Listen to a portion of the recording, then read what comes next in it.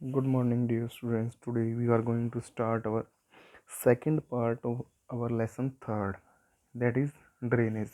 जो अपवाह है, थर्ड लेसन जो हमने कल स्टार्ट किया था, पहला पार्ट, आज हम उसी का दूसरा पार्ट जो है वो स्टार्ट करने जा रहे हैं। तो सेकंड जो पार्ट है उसमें हम आज डिस्कस करेंगे drainage system in India. Bharat में जो अपवाह तंत्र है यानी कि जो नदी तंत्र है उसके बारे में हम आज स्टडी करेंगे। देखिए, the drainage system of India are mainly controlled by the broad relief features of the subcontinent. Subcontinent मतलब उपमहाद्वीप, यानी कि भारत को जो है एरिया के अकॉर्डिंग उसमें जो वनस्पतियाँ और शिथिलाकृतियाँ विभिन्न तरह की वो जो पाई जाती है उसकी वजह से इसको सबकॉन्टिनेंट बोला जाता है, उपमहाद्वीप बोला जाता है। तो जो अपवाह तंत्र है भारत में वो किसके द्वारा कंट्रोल में किया जाता है, यानी कि किसके द्वारा प्रभावित होता है? ब्रॉड रिलीफ फीचर्स, जो बड़ी बड़ी शिथिलाकृतियाँ हमारी जैसे कि पर्वत, पहाड़, मैदान जो ये हैं, इनके द्वारा क्या है इसको कंट्रोल किया जाता है, नियंत्रित किया जाता है। यानी कि जो रिलीफ सिस्टम है यानी कि शिथिलाकृतियाँ जो हैं हमारे भारत में, उनका इसके ऊपर बहुत बड़ा प्रभाव पड़ता है। आगे है, accordingly the Indian rivers are divided into two major groups. जो भारत की नदियां हैं उसको मुख्यतः या प्राय कितने दो ग्रुप में, दो समूह में बांटा जाता है, दो बड़े समूह में, यानी कि कहाँ कहाँ से वो निकलती हैं उसके according.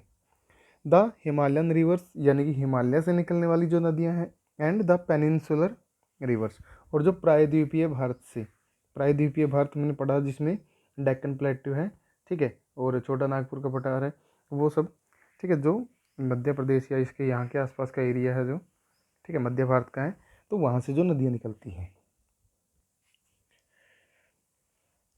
Apart from originating from the two major physiographic region of India, the Himalayan and the peninsular river are different from each other in many veg.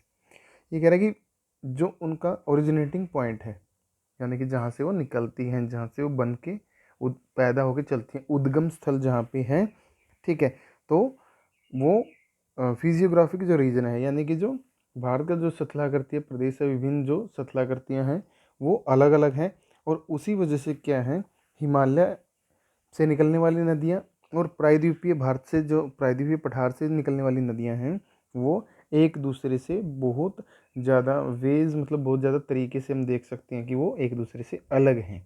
कैसे कैसे अलग हैं? Most of the Himalayan rivers are perennial. Perennial का मतलब होता है स्थाई, यानी कि लगातार, सदाबहार, ठीक है। तो हिमालय से जो निकलने वाली नदियां हैं वो लगभग जो है सारी ही सदाबहार हैं, यानी कि 12 महीने उनमें पानी बहता रहता है, ठीक है, पूरे साल उनमें पानी होता है। It means that they have water through out the year. इसका मतलब ये है कि उनमें जो पूरे साल जो है पानी उपलब्ध रहता है, पानी होता है। These rivers receive water from rain as well as from melted snow from the lofty mountains.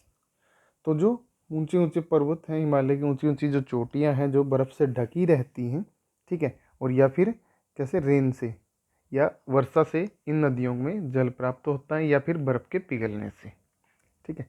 तो जो हिमालय से निकलने वाली नदियां हैं उनमें जो जल है या तो वर्षा का होता है यानी कि बारिश जब होती है वहाँ पे पर्वतों में, पहाड़ों में, या फिर मेल्टेड स्नो यानी कि बर्फ़ जो जमी हुई है हिमालय पर्वत के ऊपर वो पिघल पिघल के आती है या फिर उसका पानी होता है। तो इस प्रकार जो पूरे साल पानी रहता है। The two major Himalayan rivers the Indus and the Brahmaputra originate from the north of the mountain range. ये दो नदियां हैं जो हिमालय की जो सबसे बड़ी नदी तंत्र में आती हैं, जैसे कि इंडस सिंधु नदी जो है और ब्रह्मपुत्र नदी, ये कहाँ से जो पर्वत है उसके नॉर्थ रेंज, ठीक है, नॉर्थ माउंटेन रेंज से निकलती है, उत्तरी जो पर्वत श्रृंखला है उससे निकलती है। They have cut through the mountain making gorge. ये क्या करती हैं, पर्वतों को काट देती हैं और किसका निर्माण करती हैं, गॉर्ज का, गोर्स का निर्माण करती है पर्वतों को काटकर। ये जो नीचे आपको पिक दिए गए हैं, चित्र दिया गया, फिगर है ये 3.2, एक गोर्स, ये देखो नदी के द्वारा ये जो पहाड़ है इसको काट दिया और बीच में से रास्ता बना हुआ है। तो इस तरह ये काटती जाती हैं। The Himalayan rivers have long courses from their source to the sea. एक लंबा रास्ता होता है हिमालय पर्वत से जो नदियाँ निकलती हैं, ठीक है, कहाँ से लेके, जहाँ से वो ओरिजिनेट होती हैं, पैदा होती हैं, और कहाँ तक, सी यानी कि समुद्र में पहुँचने तक। They perform intensive erosional activity in their upper courses and carry huge load of silt and sand. ये कहता है कि बहुत ज़्यादा मात्रा में यह क्या करती हैं, इरोजनल एक्टिविटी, अपरदन की क्रियाएं करती हैं, और बहुत ही ज़्यादा मात्रा में ह्यूज लोड यानी कि बहुत ज़्यादा भार जो है किसका, सिल्ट गाद का, और सैंड और रेत का अपने साथ बहा के ले जाती है। इन द मिडल मध्य में एंड द लोअर कोर्सेज, मध्य और निचले भागों में, these rivers form meanders. Meanders क्या होते हैं, जैसे आपने सांप देखा होगा, स्नेक, तो वो ऐसे चलता है ना, घुमावदार, ठीक है, ऐसे घुमावदार तरीके से। तो नदी भी ऐसे ही बल खाती हुई चलती है, कहाँ पे, मिडिल मध्य भाग होता है जो, और सबसे जो लोअर पार्ट निचले हिस्से में जब आ जाती है। तो ऑक्सबो लेक्स, गोखुर झील, ऑक्सबो क्या होता है, गोखुर यानी कि गाय का जो खुर होता है, उस तरह की झील बना देती हैं। They and many other depositional features in there, next page पे आगे, अभी इसको एक्सप्लेन कर लेते हैं। And many other depositional features, और बहुत से ऐसे डिपोजिशनल क्या होते हैं, जमा करना, ठीक है, जो रेत और गाद या गारा जो बहा के लाई है अपने साथ, उसको एक साथ जमा कहीं पे जमा करेगी, तो उससे क्या है, नदी में जैसे हमने पढ़ा था, आइलैंड बन जाते हैं, ठीक है, इन रिवर आइलैंड, नदी के बीचों बीच जो है छोटे छोटे द्वीप बन जाते हैं। तो निचले हिस्सों में क्या करती हैं, वो डिपोजिशनल वर्क करती हैं, यानी कि जमा करती हैं जो अपने साथ रेत और गाद या मिट्टी या चिकनी मिट्टी जो बहा के लाई है। तो उससे क्या बनता है, फ्लड प्लेन्स, यानी कि बाढ़ के मैदान का निर्माण करती हैं। They also have well developed deltas, और वो क्या है, एक वेल डेवलप्ड यानी कि अच्छे विकसित जो है डेल्टाज बनाती हैं। डेल्टा क्या होता है, नदी जब समुद्र के अंदर मिलती है, तो उससे पहले वो सारा कुछ अपने साथ बहा के जो लाई है रेत मिट्टी, उसको जमा कर देती है, ठीक है, और वो एक डेल्टा बनाती है। जैसे कि गंगा और ब्रह्मपुत्र का जो डेल्टा है, ठीक है, सुंदरबन डेल्टा, वो विश्व का सबसे बड़ा डेल्टा है। ये देखते हैं, नीचे फिगर दी हुई है 3.3, देखो, सोर्स ऑफ रिवर, यहाँ से नदी निकलती है, ठीक है, ये जो भाग है यहाँ से बर्फ़ पिघलना शुरू हुई, ऐसे छोटी छोटी स्ट्रीम जल की धाराएं आती हैं और इकट्ठा होती रहती हैं। ये जो भाग है यहाँ से भी ऐसे आती रहती हैं, ठीक है। ये अपर कोर्स यानी कि ऊपरी जो भाग हो गया सबसे पहला, यानी कि इसको यहाँ पे युवा अवस्था कह सकते हैं, ठीक है, सॉरी बाल्यावस्था, ये युवावस्था, ये प्रौढ़ अवस्था।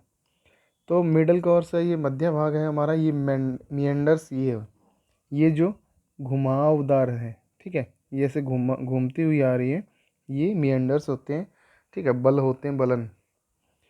ओक्सबो लेक, ये देखो गोखुर झील, ये गाय के खुर जैसी ये झील बन गई। ये कैसे बनती है, जब ये ऐसे मोड़ खाती है तो क्या होता है, ये यहाँ से ऐसे हो जाती है, तो ये कट जाता है यहाँ से हिस्सा, ये डायरेक्ट यहाँ से बहने लगी, तो ये जो हिस्सा है ये ऐसे बन जाता है। लोअर कोर्स सबसे निचली भाग है, ये होता है डेल्टा। डेल्टा वो जगह होती है जहाँ पे नदी जो है समुद्र के अंदर मिल जाती है, मिलने से पहले की जो पार्ट होता है, और यहाँ पे क्या होता है, कई धाराओं में, कई स्ट्रीम्स में ये डिवाइड हो जाती है, छोटी छोटी धाराएं, और ये जो बीच में येलो दिख रहा है आपको, ठीक है, ये इसके द्वारा जो मिट्टी रेत गाद जो लेके आई है उसको जमा कर देती है, और इन्हीं के जमा होने की वजह से क्या होता है, ये छोटी छोटी धाराओं में बट जाती है और समुद्र के अंदर मिल जाती है, ठीक है। आज के लिए बस इतना ही करेंगे। Thank you so much guys.